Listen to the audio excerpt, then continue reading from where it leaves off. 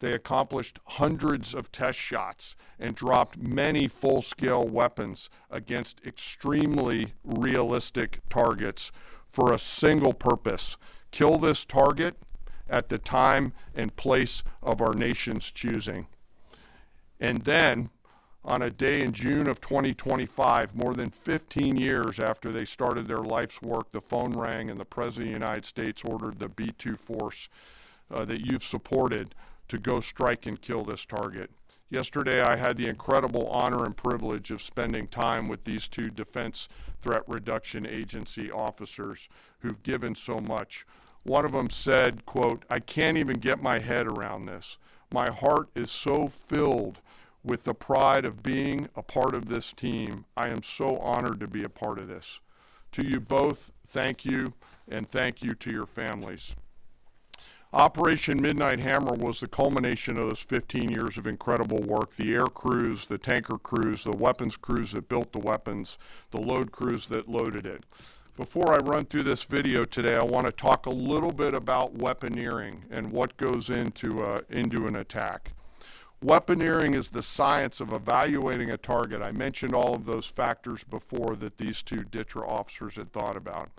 Ultimately, weaponeering is determining the right weapon and fuse combination to achieve the desired effects and maximum destruction against a target. In the case of Fordo, the DTRA team understood with a high degree of confidence the elements of the target required to kill its functions, and the weapons were designed, planned, and delivered to ensure that they achieve the effects in the mission space. By the way, in the beginning of its development, we had so many PhDs working on the MOP program, doing modeling and simulation, that we were quietly and in a secret way the biggest users of supercomputer hours within the United States of America. So let me talk about the graphic a little bit. And the GBU-57, which all of you I know is a 30,000 pound weapon dropped only by the B-2. It's comprised of steel, explosive, and a fuse, programmed bespokely each weapon to achieve a particular effect inside the target. Each weapon had a unique desired impact angle, arrival, final heading, and a fuse setting. The fuse is effectively what tells the bomb when to function. A longer delay in a fuse, the deeper the weapon will penetrate and drive into the target. So on Fordo, in June of 2008, you can see these three holes. Depicted here is the main exhaust shaft with two additional ventilation shafts on either side. The United States decided to strike these two ventilation shafts, as seen here on the main graphic, as the primary point of entry into the mission space. In the days preceding the attack against Fordo, the Iranians attempted to cover the shafts with concrete to try to prevent an attack.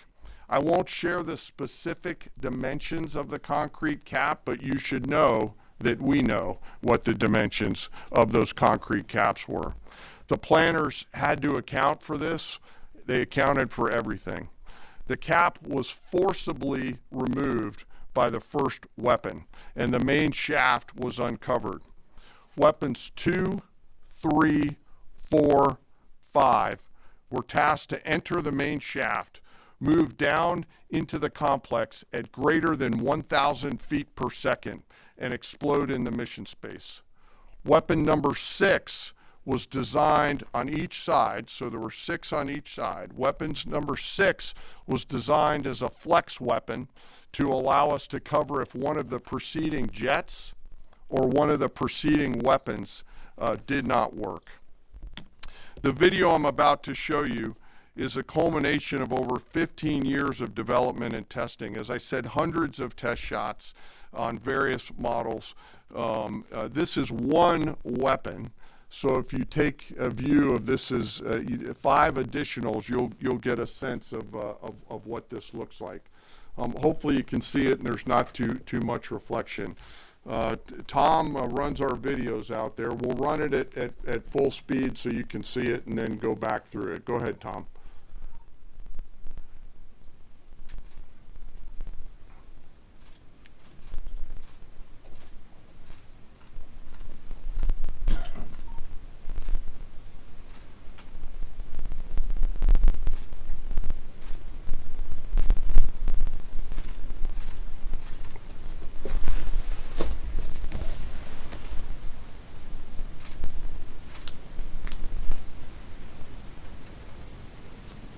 Keep it going for a minute. You'll see inside the mission space.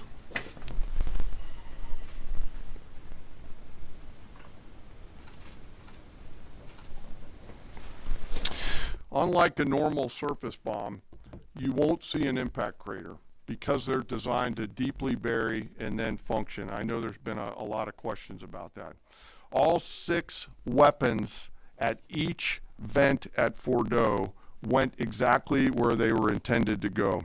A bomb has 3 effects that causes damage: blast, fragmentation, and overpressure. In this case, the primary kill mechanism in the mission space was a mix of overpressure and blast ripping through the open tunnels and destroying critical hardware. The majority of the damage we assessed based on our extensive modeling was a blast layer combined with the impulse extending from the shock. Imagine what this looks like 6 times over. A point that I want to make here: the Joint Force does not do BDA. By design, we don't grade our own homework. The intelligence community does. But here's what we know following the attacks and the strikes on Fordo. First, that the weapons were built, tested, and loaded properly. 2, the weapons were released on speed and on parameters. 3, the weapons all guided to their intended targets and to their intended aim points. 4, the weapons functioned as designed, meaning they exploded. We know this through other means, intelligence means that we have, that were visibly, we were visibly able to see them. And we know that the trailing jets saw the first weapons function, and the pilots stated, quote, "This was the brightest explosion that I've ever seen. It literally looked like daylight." Let me now turn to the bomber crews themselves, give you a few details about them. The crews that attacked Fordo were from the active duty Air Force and the Missouri Air National Guard. The crews ranked from captain to colonel, and most were graduates of the Air Force Weapons School headquartered at Nellis Air Force Base in Nevada. I will state for the record that there is no beach volleyball or football at the Air Force Weapons School. There were male and female aviators on this mission, and a crew member told me when I talked to them on video the other day that this felt like the Super Bowl, the thousands of scientists, airmen, and maintainers all coming together. One last story about people. When the crews went to work on Friday, they kissed their loved ones goodbye, not knowing when or if they'd be home. Late on Saturday night, their families became aware of what was happening. And on Sunday, when those jets returned from Whiteman, their families were there. Flags flying and tears flowing. I have chills literally talking about this. The jets rejoined into a formation of 4 airplanes followed by a formation of 3 and came up overhead Whiteman, proudly in the traffic pattern, pitching out to land right over the base and landing to the incredible cheers of their families who sacrifice and serve right alongside their family members. Like I said, there were a lot of flags and a lot of tears. One commander told me this is a moment in the lives of our families that they will never forget. That, my friends, is what America's Joint Force does. We think, we develop, we train, we rehearse, we test, we evaluate every single day. And when the call comes to deliver, we do so. I could not be more proud standing up here today of our Joint Force. I'm filled with gratitude that I get to tell their story. And as we stand here right now, our forces remain on a high state of readiness in the region, prepared to defend themselves. And one last thing, our adversaries around the world should know that there are other DTRA team members out there studying targets for the same amount of time, and we'll continue to do so. Thank you very much. I apologize for the length. I look forward to your questions. Thank you, Mr. Chairman. I would just thank you, by the way, for that extensive work, the lay down. I mean, even, do you have that laser pointer? Okay. Yes, sir. Thank you, squaring me away as always. I mean, even in just the public reporting, if you see the post-strike shaft of the 3 holes, the vast majority, and fairly so, the vast majority of speculation has been those are the 3 strike points. When in actuality, what you realize is these are the vents, these are the caps, the first munition took the cap off, and the other 5 went down the center hole, which if you're planning the target, you would want it to be the direct one going to the bottom. These are the types of things that go into the planning for a strike that the Pentagon would not expect the press corps, the American people, to initially understand. So laying this information out is helpful. But it's also why we ask for a beat, for a moment, for a day or 2, the opportunity to tell that story. Because as the chairman said, these men and women that did this mission, they just want to do their job. They're not expecting their story to be told. They're not expecting the glory. They are grateful for the flags and the hugs of family. That's why they do the job. But they also know they were a part of something historic. We know how historic it was. The chairman does. I know. Our staffs know. And so that's why we are, and the President of the United States knows. And that's why it's almost personal when we see the way in which leaks are used to try to disparage the outcome or muddy the waters about the impact of what happened without being responsible with information and allowing the professionals to assess and provide that information just like the chairman did. So thank you, Mr. Chairman, for that information. And we welcome a few additional questions. Yes, sir. General, on Sunday you said final battle damage will take some time. And you also said, I think BDA is still pending, and it would be way too early for me to comment on what may or may not still be. So, you know. Sir, I think I think I explained what changed. There was a great deal of irresponsible reporting based on leaks, preliminary information in low confidence. Again, when someone leaks something, they do it with an agenda. And when you leak a portion of an intelligence assessment, but just a little portion that makes it seem like maybe the strike wasn't effective, then you start a news cycle, whether it's the Washington Post or Fox News or CNN or MSNBC, you start a news cycle that starts to call into question the ethics. No, that's why. So you bring the chairman here, who's not involved in politics. He didn't do politics. That's my lane to understand and translate and talk about those types of things. So I can use the word obliterated. He could use defeat, destroyed, assess, all of those things. But ultimately, we're here to clarify what these weapons are capable of, which anyone with, two eyes, some ears, and a brain can recognize that kind of firepower with that specificity at that location and others is going to have a devastating effect. So we all recognize there will be days and weeks ahead. That's why yesterday I said, if you want to know what's going on at Fort O, you better go there and get a big shovel, because no one's under there right now. No one's under there able to assess, and everyone's using reflections of what they see. And that's why the Israelis, the Iranians, the IAEA, the UN, to a man and to a woman who recognize the capability of this weapon system are acknowledging how destructive it's been. So that's what's changed. Just 3 or 4 days later. What changed? See, this is a point. This is how difficult it is to actually manage. You just watched a video of what this weapon is capable of. That's where we find our confidence, is in the skill of men and women and the capability of the systems they employed and the recognition so far in the reflections that it was a highly successful mission. Sure, I think you could, I'd say go out, the IC should be able to help you answer that question. They look at a variety, as the Secretary has alluded to, we look at a variety of things.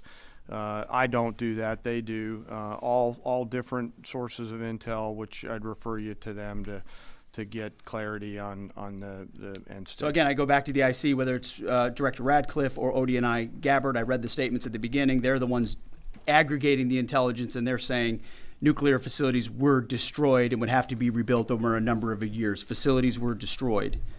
What do we got right here? Sir, you cited a body of credible intelligence to suggest the damage at Fort O and other places. What is that referring to, and when can we see it? I was reading from the CIA director's statement, which came out last night. CIA Again, they do the BDA, they do the assessment.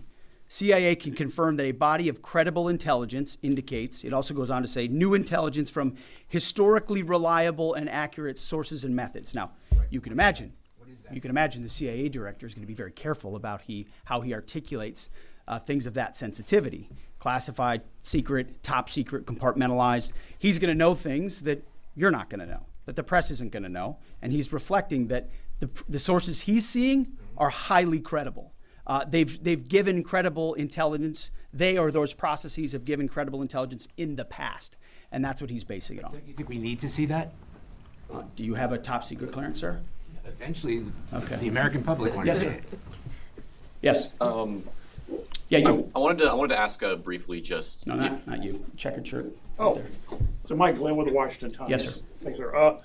Anybody who's ever read a Battalion S2 report after a fight knows that it's usually, the initial report is usually wrong, sometimes grossly so.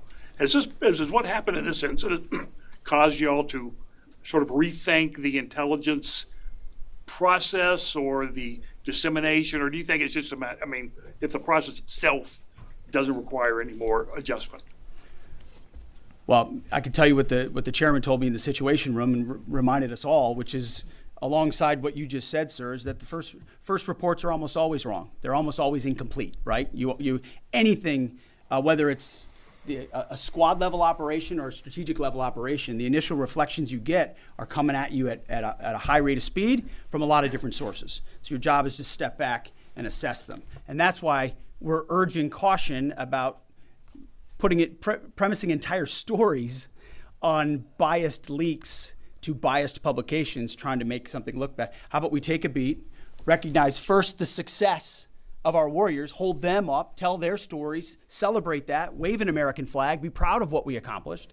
And in the meantime, I can assure you, the chairman and his staff, the intelligence community, our staff and others are doing all the assessments necessary to make sure that mission was indeed successful.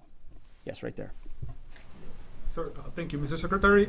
Iran has recognized that their nuclear program was indeed severely damaged, but they also said that the U.S. strikes only strengthened their ability and their determination to complete their nuclear program. How do you respond to that, sir? Is that a provocation from Iran?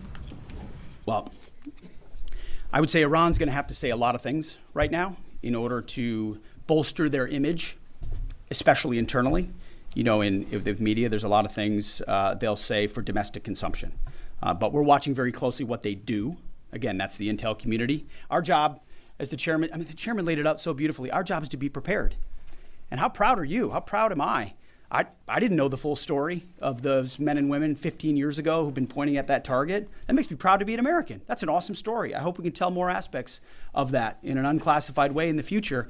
That's a great thing to know. Our job is to be prepared when the commander-in-chief calls based on those assessments. So, of course, our IC, the Intelligence Committee, will keep watching what Iran does and pay attention to that. But the president has created the contours, the opportunity for a deal, for peace, in something that the world said was intractable, that wasn't possible.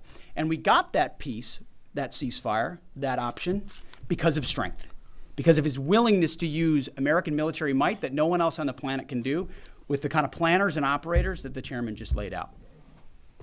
Yes, sir. Right there. Yep. Me, sir? Just a quick question. There's public imagery available saying that highly enriched uranium was moved out of Fordo before the strikes. Is that accurate? Have you seen that? And Mr. Chairman, a question for you.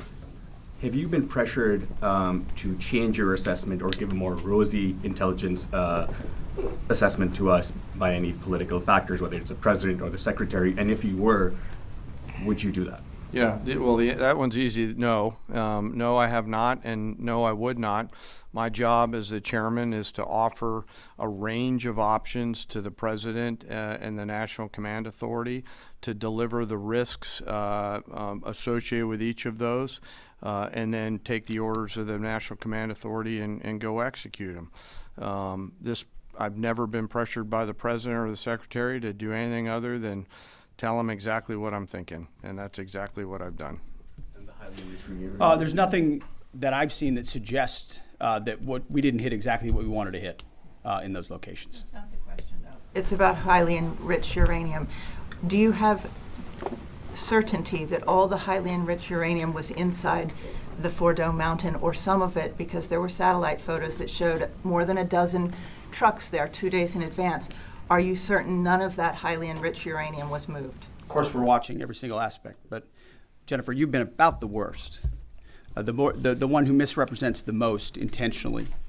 What the president says.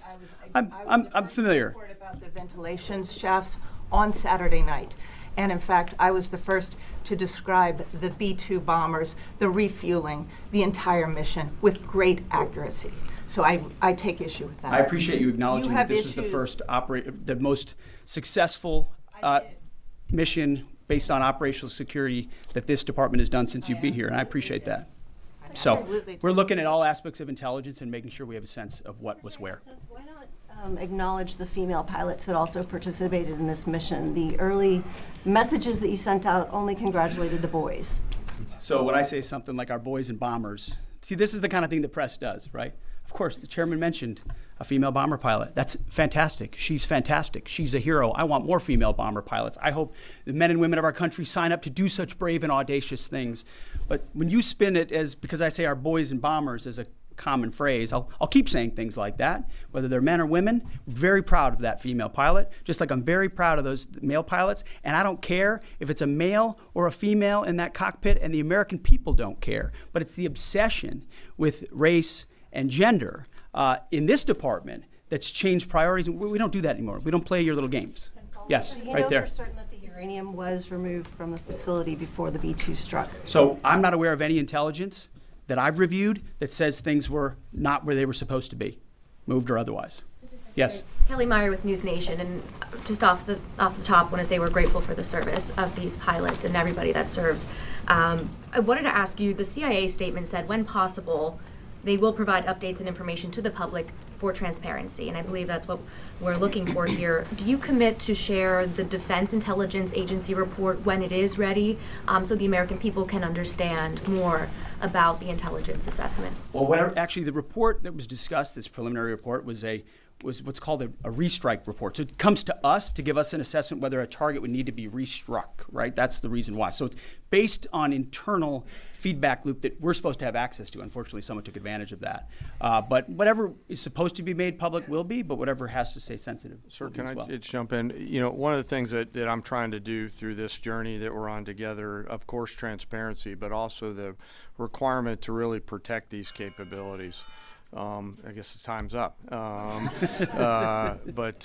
So there's a balance in there, right? We do need to preserve options should the nation and the joint force be tasked to go do something again. So I'm confident we'll find the middle ground, but there are some things that if asked, I'd want to not release related to. So we're going to leave it right there. I want to thank the heroism of our men and women in the military. What they accomplished is truly historic. Setting back the Iranian nuclear program, untold number of years. It was a devastating attack. We appreciate you covering it. Thank you very much, Mr. Chairman. Thank you. Talk a little bit more about the role, sir.